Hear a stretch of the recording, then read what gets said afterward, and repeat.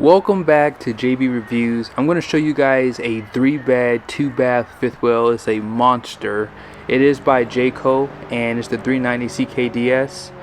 I'm going to also show you guys a truck I would recommend to towing this. If you are looking at these types of trailers, you're probably going to need to get a single rear wheel truck.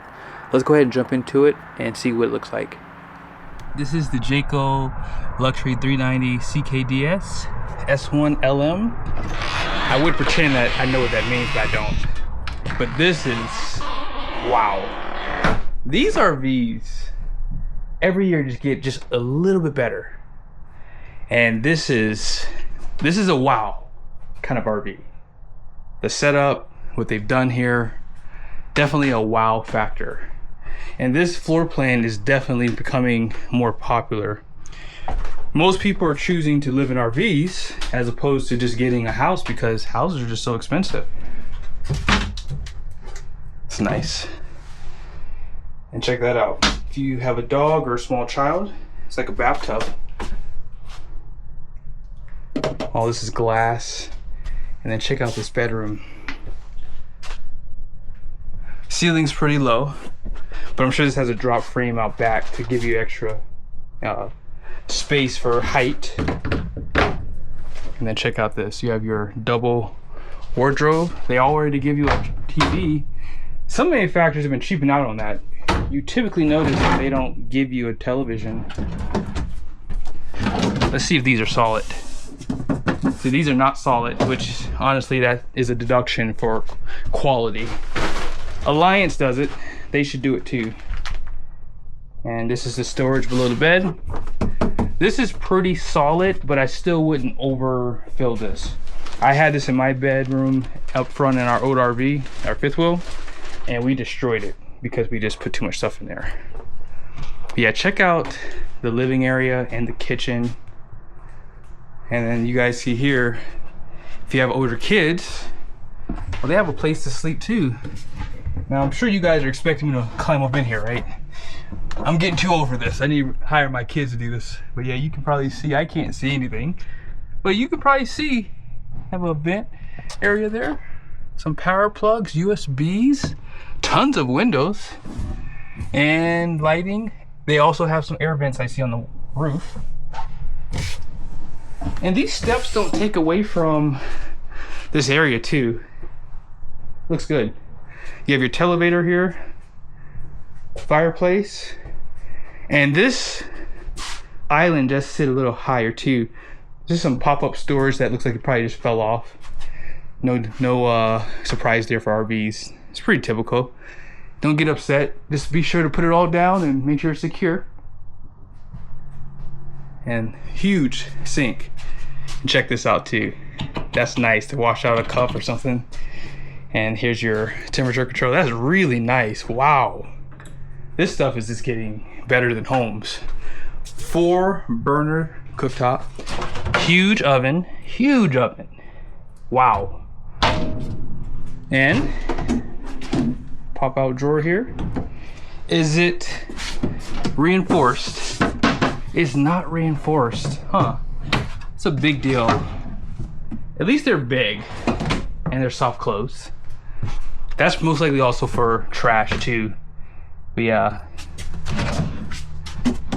these are not reinforced either. It looks like your pantry area. It's a small one, but it's always nice to have that extra storage. It doesn't seem to be illuminated, but I could be wrong. It is illuminated. I see the LED strip going down the wall. Solid floor surface down there. Looks like a wine rack right there. More storage. Your coffee pot can go on this wall here. Well, I don't see any power outlets. Interesting. Actually, right here. And lastly, you have some storage with your breaker box. I'm sure you'd like to see the refrigerator. Residential size GE. Wow. Pretty big. And then this is the freezer side. And if you guys didn't see the ceiling, no whisper quiet AC units. That's actually, no, it is whisper quiet. I'm sorry, it is. I was about to say, and I would like to see 3 in this area. Like sort of 2 back here and then 1 in the front. Of course, this is where you're gonna sit down and eat at.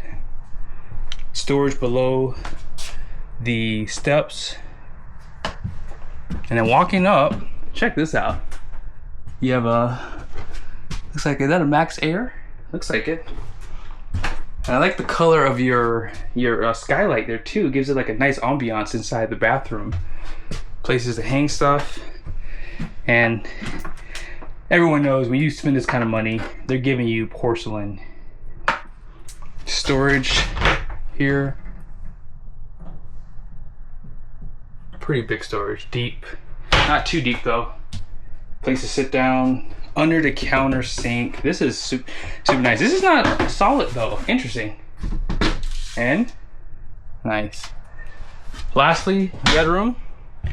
They adopted this, which is nice. A little bit of storage. I like that. And this bedroom feels open and big. Look at the floor space. Oh wow. No carpet from what I can see either. Yeah, this is definitely an RV you could live in for sure. Television's right there. And then the drawer just opens all together. Probably better to open it with both handles. And here's your closet with lighting. Really done well. Little cubbies on that side. And these drawers are really nice. And then looks like you can make this your hamper. Lastly, check that out. Big storage. More chairs too for extra people if you need to entertain. Let's go check out the numbers. Wow, I did not see that earlier. 18,850 is gross vehicle weight rating. This is 100% dually territory. And you can add about 2,280 pounds of extra weight to this rig, which is not that high, which means this rig is super heavy. It's over, I would say, 16,000 pounds, right? Yeah, it's over 16,000 pounds dry. And then as far as the tires go, they are using, oh wow,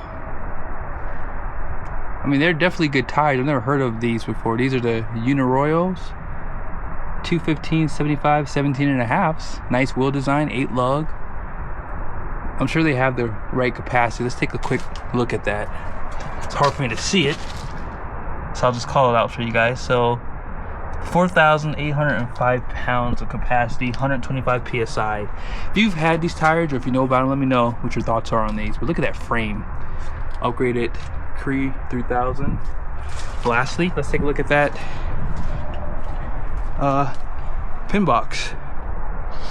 So more ride, which means you're gonna need a heavy hitch too. You guys have already seen this truck on my channel, so if you want to see a full review on it, I already have it. Just go ahead and search 2025 Chevy 3500 High Country. So this is the highest trim level. If you want a really nice truck and you want to tow a really big trailer, you're gonna probably have to go dually. So this truck does have all the pertinent options. It even has a camera system for this truck as well. So if you want to add a camera onto your trailer, if it didn't have one, you already have this one on this setup. So if it's still available, you might be able to snatch it. But Michelin tires, and then check out your capacity, 3,195 pounds for single, and then 2,910 out back for dual. Great suspension. I would say they're probably second place. They have 3 overloads, 4 leaves in the main pack. That bottom one's going to be a helper spring, if you can see it right there. And this one has the liners out back, which you don't normally see. Now this truck is just over 90 grand, 90,695 to be exact.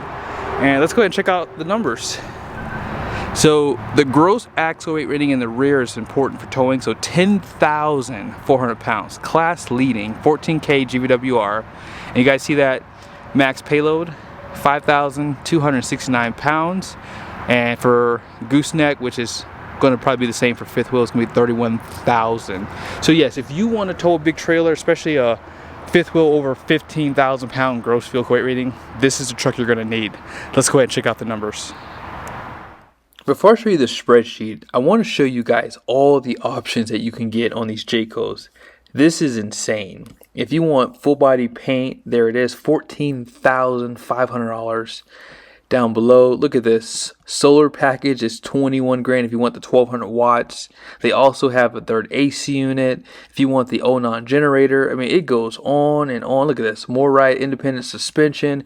You can have this RV well over $200,000. It's so crazy how much money these things are costing right now. But one thing I want you guys to take note of is this right here. The dry hitch weight online is $29.55. If you take that number and divide it into the unloaded vehicle weight, that's 18.4%. I'm going to use 21% because I'm going to assume a washer and dryer.